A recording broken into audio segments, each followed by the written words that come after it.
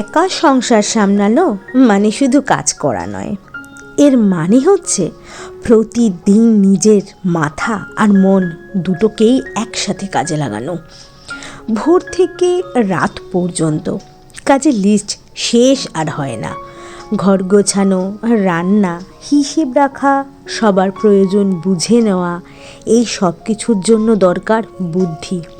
কোথায় খরচ কমবে, কোথায় সময় বাঁচবে, কোন কাজটা আগে করলে দিনটা হালকা হবে, এই ডিসিশনগুলো কেউ বাইরে থেকে দেখে না, কিন্তু এই ডিসিশনেই পুরো সংসারটা স্মুথভাবে চলে। আর শুধু বুদ্ধি হলেই হয় না, কারণ সব দিন তো একরকম হয় না, একরকম যায় না। কখনো শরীর ক্লান্ত থাকে, কখনো মন ভারী, কখনো নিজের জন্য 1 মিনিটও সময় থাকে না। আর তখন সেই জায়গায় যে জিনিসটা তোমাকে শক্ত করে ধরে রাখে সেটা হলো ধৈর্য। ধৈর্য মানে চুপ করে থাকা নয়, ধৈর্য মানে সব চাপ নিজের কাঁধে নিয়েও ভেঙে না পড়া। ধৈর্য মানে একদিন খারাপ গেলে পরদিন আবার নতুন করে শুরু করা। একা কাজ করি মানে একা নই, আমার বুদ্ধি আমার শক্তি, আর আমার ধৈর্য আমার ঢাল। এই দুটো মিলেই প্রতিদিন সংসারটা দাঁড়িয়ে থাকে। অনেকে ভাবে ঘরের কাজ তো সবাই করে, হ্যাঁ সবাই করে, কিন্তু প্রতিদিন ধারাবাহিকভাবে নিজের অনুভূতি চেপে রেখে একা একা দাঁড়িয়ে করে যাওয়া, এটাই আসল স্কিল। এই কাজের কোনো ছুটি নেই, কোনো ছুটি নেই মন খারাপের জন্য। তবু দিনের শেষে যখন ঘরটা শান্ত থাকে, সবাই ঠিকঠাক থাকে, তখন নিজের মনে একটা কথা আসে, আজও পারলাম। এটাই আমার গল্প, চুপচাপ, সাধারণ, কিন্তু ভীষণ শক্ত। গুড মর্নিং, আমি সুস্মিতা। কেমন আছো তোমরা সবাই? আশা করি খুব ভালো আছো। প্রথমেই বড়দের আমার প্রণাম, ছোটদের আমার অনেক ভালোবাসা। আজ অনেক দিন বাদে ভ্লগ নিয়ে চলে এসেছি তোমাদের কাছে। শরীরটাও তো ভালো ছিল না, জানোই তোমরা, আগের ভ্লগগুলোতেই বলেছিলাম। তাই আর ভিডিও করতে ভালোও লাগেনি, মানে শরীরটা তো সেরকম ভালো না থাকলে বুঝতেই পারো কিছুই ভালো লাগে না। তা এখন মোটামুটি একটু ভালো আছি, তার জন্য ভাবলাম বসে থেকে লাভ নেই, তোমাদের সাথে সারা দিনটাকে শেয়ার করি, অল্প অল্প করি, ছোট্ট একটা ব্লগ শেয়ার করি। তাই খুবই ছোট্টই একটা ব্লগ তোমাদের সাথে শেয়ার করতে চলে আসলাম। তো শুক্লাও কাজে জয়েন করে গেছে, আর বাজারে সব জিনিসপত্র চলে এসেছে, যা যা আছে, মাছ সবজি সব কিছুই মোটামুটি এসে গেছে। মাছ ধোয়াও হয়ে গেছে আমার। আজকে বাজার থেকে এসেছে রুই মাছ, পাবদা মাছ আর আমোদি মাছ। আমোদি আর পাবদাটাকে তুলে রাখলাম, অন্য একদিন করব। আর আজকে রুই মাছটাই হচ্ছে। রুই মাছটা তো আগে দেখতেই পেলে তোমরা, শিম আর আলু দিয়েই করা হলো। আজকে আর বড়ি দিলাম না।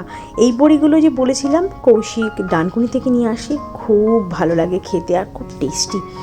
আর এই যে এখন চিংড়ি মাছটাকে ভাজি, এটা আগের দিনই এনেছিলাম চিংড়ি মাছ, মানে আগের দিন আনা হয়েছিল, সেটাই রেখে দেওয়া হয়েছিল। তা আজকে ভাবলাম অল্প করে একটু ফুলকপি দিয়ে চিংড়ি মাছ আলু দিয়ে একটা তরকারি বানাই।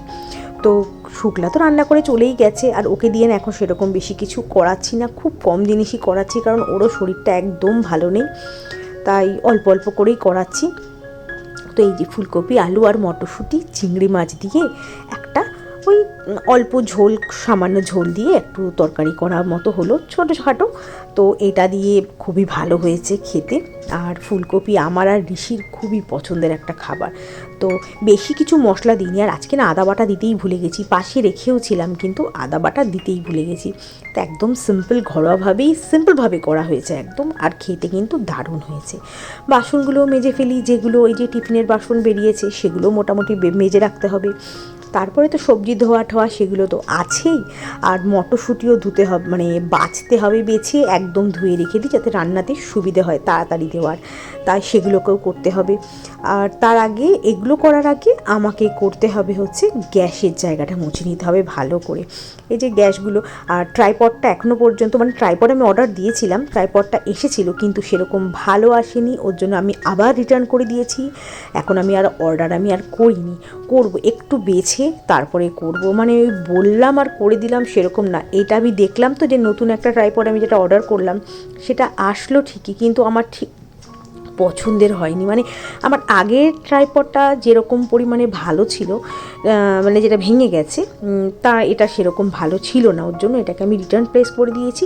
তো এখন কিছুদিন পর আবার দেখছি আমি, এখন এই মোটামুটি আমার চলে যাচ্ছে, একটা ফোন স্ট্যান্ড আছে সেটা দিয়ে। আর এই যে বসে বসে মটরশুঁটি ছুলছি আমি আর ঋষিরও তো স্কুল ছুটি পড়েই গেছে, মানে ওই ক্রিসমাসের ছুটি পড়েই গেছে। তো ও মটরশুঁটি মানে ছুলতে খুব ভালোবাসে, তাই দুজনে মিলে রোদে বসে একটু মটরশুঁটি ছুলছি আর সাথে একটু চা খাচ্ছি। তো আর কীরকমভাবে তাকাচ্ছে, মানে ক্যামেরার সামনে না কীভাবে আর চোখে তাকিয়েছে তোমরা দেখতেই পেলে। আর এই যে মটরশুঁটি, এতগুলো মটরশুঁটি এইটুকু হয়েছে। আর এইদিকে দেখো আমার তরুলতা গাছটা তো মরে গেছে, বললাম মরে গেছিলো, শুকিয়ে গেছে। তো বীজ তো ফেলেছি এখান থেকে নিয়ে, সেই বীজ থেকে 3টে গাছ উঠে গেছে, কিন্তু এখন আবার দেখছি গাছটা পাতা গজিয়েছে। যেখান থেকে পাতাগুলো শুকিয়ে গেছিলো সেখান থেকে আবার নতুন করে পাতা গজাচ্ছে। তো দেখে তো খুব মন ভালো হয়ে গেছে। থাক, ও ওর মতো থাকুক, আর নিচ থেকে আরও 3টে উঠছে সেটাও থাকবে। আরও আমি বীজ ফেলেওছি ভিতরে, আরও আমার 3-4টে বীজ ফেলা আছে, তো সেগুলো থেকে উঠে যাবে গাছ। আর তরুলতা গাছ তো খুব বাড়ে, অসুবিধা নেই, আর ফুলগুলো দেখতে তো খুবই ভালো লাগে। তাই একটু এই ঋষির ব্লেজারটাকে ভাঁজ করে রেখে দিই। স্কুল তো এখন ছুটি আছে, সেই স্কুল খুলবে 5 তারিখ, তো ততদিনে এই বাইরে এটা থেকে থাকলে না নোংরা হয়ে যাবে। তাই ভাবলাম যে না, এটা একদম ভাঁজ করে আলমারিতে তুলে রাখি, যখন স্কুল যাওয়ার টাইম হবে তার আগের দিন আবার একটু রোদে গরম করে নেব, গরম করে নিয়ে তারপরে স্কুলে পড়ে যেতে পারবে। তো এই যে যেমন বলা তেমন কাজ, আলমারিতে এসে এবার রেখে দিলে আমার ওইদিকে ঋষি আর কৌশিক দুজনে মিলে বসে বসে কি সাউথ ইন্ডিয়ান একটা মুভি হচ্ছে সেটা বসে বসে দেখছে।